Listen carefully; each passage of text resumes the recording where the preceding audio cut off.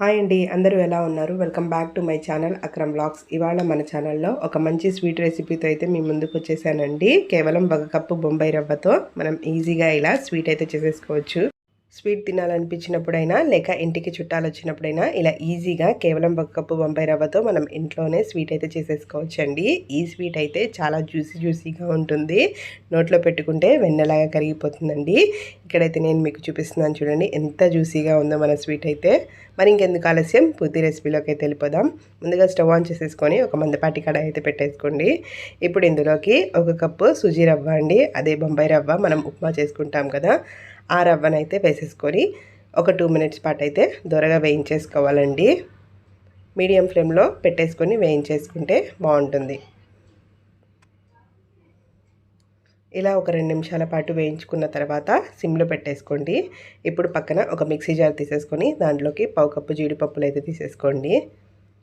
వీటిని మనం fine powder లాగా అయితే గ్రైండ్ చేసేసుకోవాలండి. గ్రైండ్ చేసుకున్న తర్వాత అయితే నేను ఇక్కడ మీకు చూపిస్తున్నాను. ఈ విధంగా ఫైన్ పౌడర్ లాగా అయితే చేసేసుకోవాలి. మరోపక్క స్టవ్ మీద మన రవ్వ అయితే కొంచెం వేగిందండి. ఇప్పుడు ఈ పౌడర్ని కూడా అందులోకి అయితే వేసేసుకుందాము. ఇలా జీడిపప్పు పౌడర్ని వేసుకోవడం వల్ల స్వీట్ అనేది మనకి చాలా సాఫ్ట్గా వస్తుందండి. అలాగే చాలా టేస్టీగా కూడా ఉంటుంది. ఇలా జీడిపప్పు పౌడర్ని వేసుకున్న తర్వాత మనకి ఉండలేమి లేకుండా ఇలా స్మాష్ చేసుకుంటూ మంచిగా ఫైన్గా పౌడర్ అయ్యేలాగా అయితే కలిపేసుకోవాలి.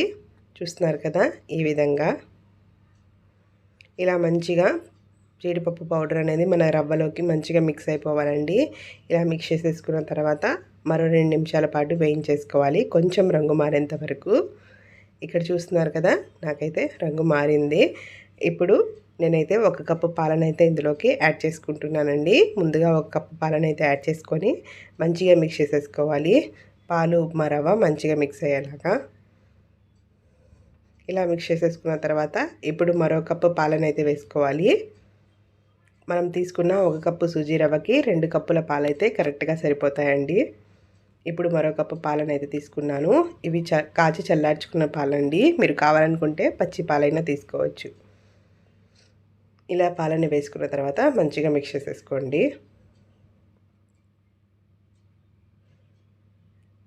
ఇలా పాలు మొత్తం ఎగిరిపోయి మనకి ప్యాన్ నుంచి సపరేట్ అయ్యేంత వరకు అయితే మనం కుక్ చేసుకోవాలండి, సిమ్ ఫ్లేమ్లో పెట్టేసుకొని. చూసారు కదా, ఒక 3 మినిట్స్ తర్వాత అయితే ప్యాన్ నుంచి మనకి ఈజీగా సపరేట్ అయిపోతుంది. మనం ఇందులో జీడిపప్పు పౌడర్ వేసుకోవడం వల్ల ఇది కొంచెం జిగురుగా ఉంటుందండి. సో ఇలా 3 మినిట్స్ తర్వాత అయితే నాకు మంచిగా ప్యాన్ నుంచి సపరేట్ అవుతుంది. ఈ టైంలో అయితే స్టవ్ ఆఫ్ చేసేసుకొని పక్కన పెట్టేసుకోండి, పైన లిడ్ పెట్టేసుకొని. ఇప్పుడు మళ్ళీ స్టవ్ ఆన్ చేసేసుకొని ఒక మందపాటి కడాయి పెట్టేసుకొని దాంట్లోకి 1 కప్పు షుగర్కి 1 కప్పు వాటర్ని అయితే వేసేసుకొని పాకాన్ని అయితే రెడీ చేసుకోవాలండి. నేను ముందుగా ఇక్కడ 1 కప్పు షుగర్ వేసుకున్నాను. తర్వాత ఇంకో కప్పు వాటర్ని కూడా వేసేసుకొని గరిటెతోటి మంచిగా షుగర్ కరిగిపోయేంత వరకు మిక్స్ చేసేసుకోవాలి.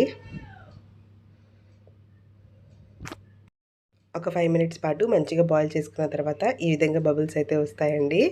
ఈ టైంలో మనమైతే చెక్ చేసేసుకోవాలి, పాకం అనేది మనకి జిగురుగా తయారైందో లేదో. మనకి ఈ స్వీట్కి తీగ పాకం ఏమి రావాల్సిన అవసరం లేదండి.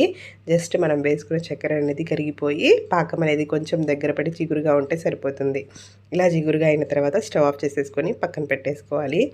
నెక్స్ట్ అయితే ఈలోపు మనం ముందుగా చేసుకున్న పిండి అయితే చల్లారిందండి. ఇలా గోరువెచ్చగా ఉన్నప్పుడు చేతికి ఆయిల్ రాసేసుకొని మరోసారి మర్దన అయితే చేసేసుకోవాలి.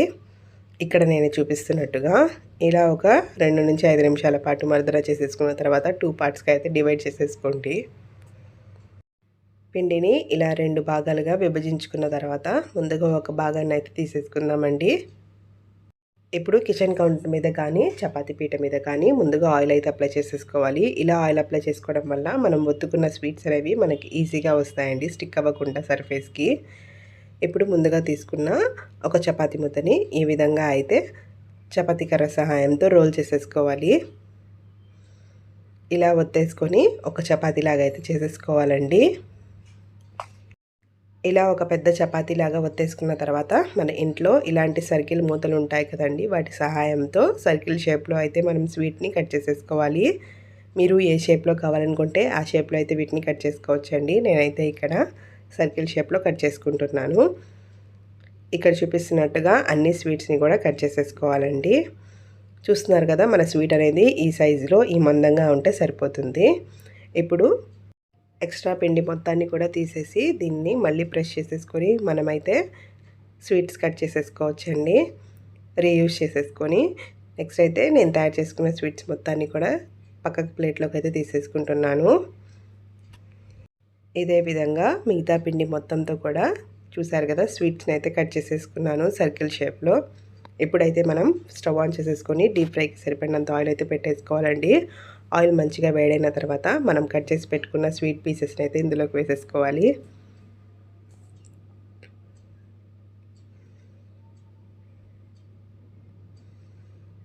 మనకి వాయికి ఎన్ని సరిపోతాయో చూసుకొని వేసుకోండి. నేనైతే ఇక్కడ 15 వరకు అయితే వేసేసుకున్నానండి ఒకేసారి. ఇవైతే మనకి పైకి వచ్చేస్తాయండి తేలి. ఇలా మంచిగా పైకి వచ్చిన తర్వాత సెకండ్ సైడ్కి అయితే ఫ్లిప్ చేసేసుకొని 2 సైడ్స్ కూడా మంచి గోల్డెన్ కలర్ వచ్చేంత వరకు వేయించేసుకోవాలండి. ఒక 2 నిమిషాల పాటు వేయించేసుకుంటే మంచి కలర్ వచ్చేస్తుంది. వీటిని మనం లో టు మీడియం ఫ్లేమ్లో మాత్రమే వేయించుకోవాలండి. హై ఫ్లేమ్లో ఉంటే పచ్చి పచ్చిగానే ఉండిపోతాయి, గుర్తుంచుకోండి. లో టు మీడియం ఫ్లేమ్లో ఒక 5 నిమిషాల పాటు వేయించుకున్న తర్వాత మంచి గోల్డెన్ కలర్ అయితే వచ్చేసాయి. ఇప్పుడు వీటిని అయితే తీసేసుకుంటున్నానండి పక్కకి. ఇదే విధంగా మిగతా వాటిని కూడా మంచి గోల్డెన్ కలర్ వచ్చేంత వరకు వేయించేసుకొని ఒక ప్లేట్లోకి అయితే తీసేసుకున్నానండి. ఇలా మంచిగా ప్లేట్లో తీసేసుకున్న తర్వాత పక్కన పెట్టేసుకోండి. నెక్స్ట్ అయితే మళ్ళీ స్టవ్ ఆన్ చేసేసుకొని మనం ముందుగా రెడీ చేసి పెట్టుకున్న పాకాన్ని అయితే వేడి చేసేసుకోవాలండి. మనకి పాకం అనేది వేడిగా ఉంటేనే స్వీట్లోకి మంచిగా పడుతుంది. కాబట్టి పాకాన్ని వేడి చేసుకొని లైట్గా బబుల్స్ వస్తున్న టైంలో మనం ముందుగా వేయించి పెట్టుకున్న స్వీట్ని అయితే ఇందులో వేసేసుకొని మంచిగా మిక్స్ చేసేసుకోవాలి. ఇలా మిక్స్ చేసేసుకున్న తర్వాత ఒక 2 మినిట్స్ పాటు బాయిల్ చేసుకోవాలండి. మనకి మంచిగా బబుల్స్ వస్తున్నాయి, చూస్తున్నారు కదా. ఇలా వస్తున్నాయంటే మన స్వీట్ మంచిగా పడుతుందని అర్థం. ఇప్పుడు మూత పెట్టేసుకుందామండి. మూత పెట్టేసుకొని ఫ్లేమ్ని సిమ్ చేసేసుకొని ఒక 3 నిమిషాల పాటు బాయిల్ చేసేసుకోవాలి. 3 మినిట్స్ తర్వాత స్టవ్ ఆఫ్ చేసేసుకొని 10 నిమిషాల పాటు పక్కన పెట్టేసేయండి. 10 నిమిషాల తర్వాత చూస్తున్నారు కదా, పాకం అనేది ఏమీ లేదండి. మన స్వీట్ అయితే మంచిగా పీల్చేసుకుంది పాకాన్ని. ఇప్పుడైతే సర్వింగ్ ప్లేట్లోకి తీసేసుకుందామండి. చూసారు కదా ఎంత అద్భుతంగా ఉన్నాయో మన స్వీట్ అయితే. ఈ దీపావళి పండగకి ఇలా స్వీట్ చేసి పెట్టండి, ఇంట్లో అందరికీ ఇట్టే నచ్చేస్తుందండి. అంత బాగుంటుంది స్వీట్ అయితే. మరి ఇంకెందుకు ఆలస్యం, మీరు కూడా మీ ఇంట్లో ఈ రెసిపీని ట్రై చేసి ఎలా వచ్చిందో నాకైతే కామెంట్ సెక్షన్లో చెప్పేయండి. నా ఈ రెసిపీ కనుక మీకు నచ్చినట్టయితే లైక్, షేర్ అండ్ సబ్స్క్రైబ్ అండి. Thanks for watching. ఉంటాను మరి, బాయ్.